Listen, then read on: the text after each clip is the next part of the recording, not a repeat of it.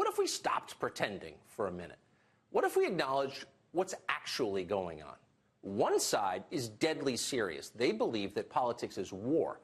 They're not interested in abstractions or principles, rules or traditions. They seek power, and they plan to win it, whatever it takes. If that includes getting you fired or silencing you or threatening your family at home or throwing you in prison, okay. They know what their goal is. If you're in the way, they will crush you. What's interesting is how reliably the other side pretends that none of this is happening.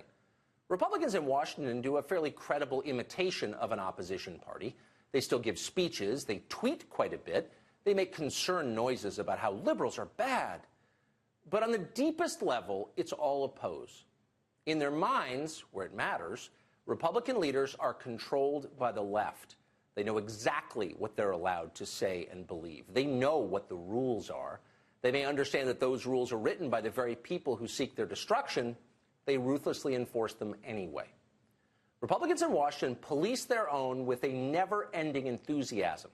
Like trustees at a prison, they dutifully report back to the warden, hoping for perks. Nobody wants to be called names. Nobody wants to be Trump. How many times have you seen it happen? Some conservative figure will say something stupid or incomplete or too far outside the bounds of received wisdom for the moral guardians of cable news. Twitter goes bonkers. The mob demands a response.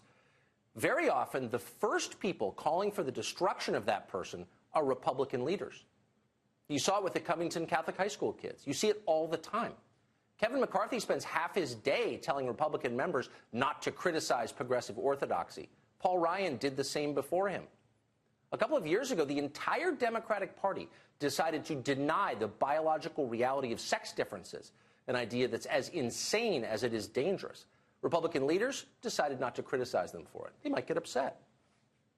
This is a system built on deceit and enforced silence. Hypocrisy is its hallmark. Yet in Washington, it's considered rude to ask questions about how exactly it works. Why are the people who considered Bill Clinton a hero lecturing me about sexism? How can the party that demands racial quotas denounce other people as racist? After a while, you begin to think that maybe their criticisms aren't sincere. Maybe their moral puffery is a costume. Maybe the whole conversation is an absurd joke. Maybe we're falling for it. You sometimes hear modern progressives described as new Puritans. That's a slur on colonial Americans. Whatever their flaws, the Puritans cared about the fate of the human soul and the moral regeneration of their society. Those are not topics that interest progressives. They're too busy pushing late-term abortion and cross-dressing on fifth graders. These are the people who write our movies and our sitcoms. They are not shocked by naughty words. They just pretend to be when it's useful. It's been very useful lately. The left's main goal, in case you haven't noticed, is controlling what you think. In order to do that, they have to control the information that you receive. Google and Facebook and Twitter are fully on board with that. They're happy to ban unapproved thoughts, and they don't apologize for it. They often do. So do the other cable channels and virtually every major news outlet in this country. One of the only places left in the United States where independent thoughts are allowed is right here, the opinion hours on this network. Just a few hours in a sea of television programming. It's not much, relatively speaking. For the left, it's unacceptable. They demand total conformity. Since the day we went on the air, they've been working hard to kill this show. We haven't said much about it in public. It seemed too self-referential. The point of this show has never been us. But now it's obvious to everybody. There's no pretending that it's not happening. It is happening. And so going forward, we'll be covering their efforts to make us be quiet. For now, though, just 2 points to leave you with. First, Fox News is behind us, as they have been since the very first day. Toughness is a rare quality at a TV network, and we are grateful for that. Second, we've always apologized when we're wrong, and we'll continue to do that. That's what decent people do. They apologize. But we will never bow to the mob. Ever. No matter what. A couple of notes here. Tucker Carlson has been on other left-wing networks for quite a few years, and he's only recently, relatively speaking, been on Fox.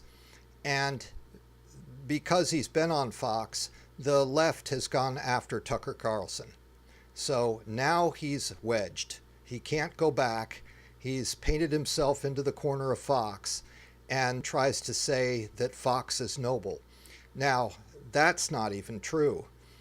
Fox has backed off of the Seth Rich story. Seth Rich was the guy that took all the material off the DNC server because he was angry that Bernie Sanders, his guy, was ripped off by the Clinton campaign. And he had the proof. So he decided to give the evidence to WikiLeaks. It was that simple. The fact that Seth Rich got murdered made the story so volatile that Fox News didn't want to touch it, and they threatened to fire anybody that did. And another story that Fox News wouldn't allow anybody to run was the fraudulent Obama birth certificate. There was tons of evidence that it was fraudulent.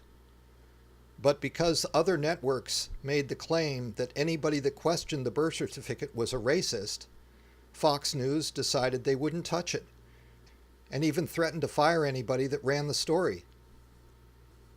The document that was put online by the Obama White House was fraud. That's it.